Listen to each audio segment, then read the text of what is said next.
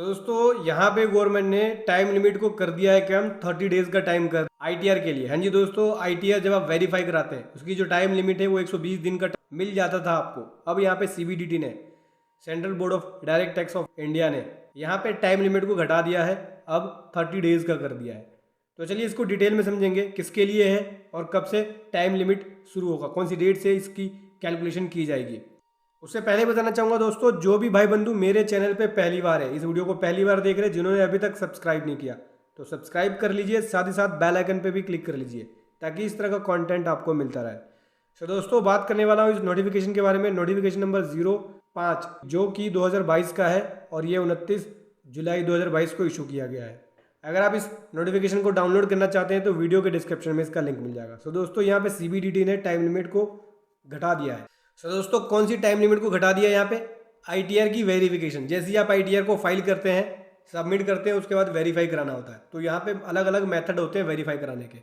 एक तो होता है कि आप आईटीआर सबमिट करने के बाद तुरंत ही ई वेरीफाई कर देते हैं, तो इंस्टेंटली आपका वेरिफिकेशन हो जाता है, तुरंत वेरिफिकेशन हो गया। लेकिन जब आप ई वेरीफाई के बाद वाले ऑप्शन को लेते हैं, जैसे अगर आप साइन करके सीपीसी बेंगलुरु भेज रहे हैं या फिर ई वेरीफाई लेटर कर रहे हैं, बाद में करते हैं ई वेरीफाई, तो उस केस में आपको 120 दिन का टाइम मिल जाता है। तो यहाँ पर सीबीडीटी कह रही है कि नहीं, 120 दिन का जो टाइम है ना, वो पहले 120 दिन का टाइम था ही नहीं। जब ये रूल बना था उस समय 30 डेज का टाइम था। मतलब कि डिटेल में समझाता हूँ। देखो यहाँ पे गवर्नमेंट करिए कि हम सीबीडीटी ने सर्कुलर इशू किया था एक 03/2009 का, जो कि 21 मई 2009 को इशू किया गया था। ये असेसमेंट ईयर 9-10 के लिए था। उस केस में इलेक्ट्रॉनिकली ऑप्शन था कि आप रिटर्न को फाइल करेंगे, मतलब इनकम टैक्स पोर्टल पे रिटर्न को सबमिट करेंगे, फिर वेरीफाई करेंगे। तो उस केस में 30 डेज़ का टाइम था कि 30 डेज़ के अंदर आपको आईटीआर 5 को, जो कि एक्नॉलेजमेंट रिसीट्स होती है, उसको आप साइन करके सीपीसी बेंगलुरु भेजेंगे। 30 डेज़ का टाइम था, ठीक है, जब आपने ऑनलाइन अपनी आईटीआर को सबमिट कर दिया। एक तो पेपर रिटर्न का फॉर्म होता था और एक इलेक्ट्रॉनिकली, मतलब कि इनकम टैक्स पोर्टल पे आप जाके आईटीआर को फाइल करते थे। पेपर रिटर्न वाले में इनकम टैक्स डिपार्टमेंट में पेपर रिटर्न बना के वहाँ पे सबमिट कराते थे। उस समय ये बोला था गवर्नमेंट ने कि 30 डेज का टाइम होगा, जैसे ही आप इनकम टैक्स पोर्टल पे रिटर्न को सबमिट कर देंगे 30 डेज के अंदर आपको ई वेरीफाई कराना होगा।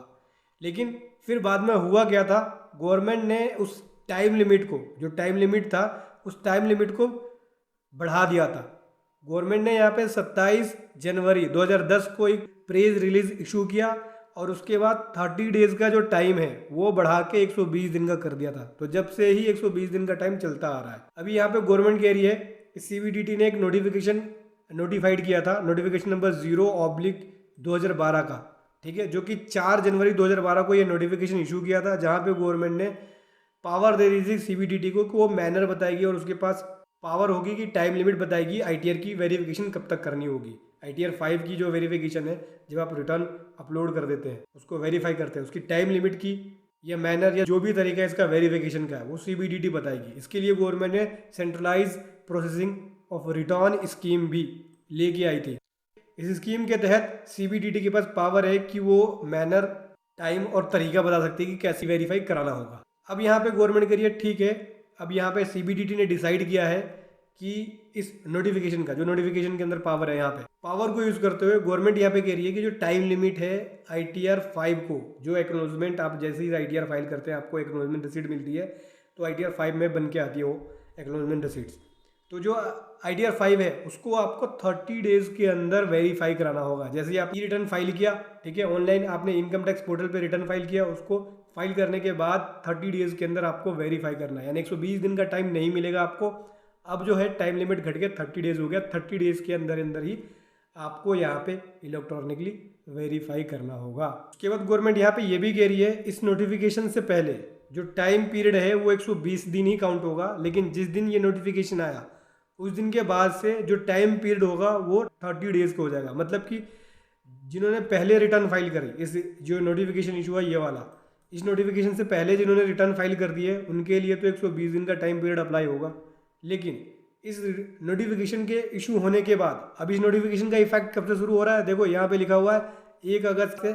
अब जो भी आईटीआर फाइल होगी उसके अंदर जो टाइम लिमिट होगा वेरिफिकेशन का वो 30 डेज का होगा। 30 डेज के अंदर आपको यहाँ पे अपनी रिटर्न को वेरीफाई कराना होगा, चाहे वो आप सीपीसी बेंगलुरु भेज के वेरीफाई करें या फिर ई वेरीफाई कर ले आधार OTP का यूज़ करके या डिजिटल सिग्नेचर या EVC का यूज़ कर। उसके बाद बोलिए कि कब से 30 डेज़ का जो टाइम लिमिट होगा वो कब से काउंट होगा।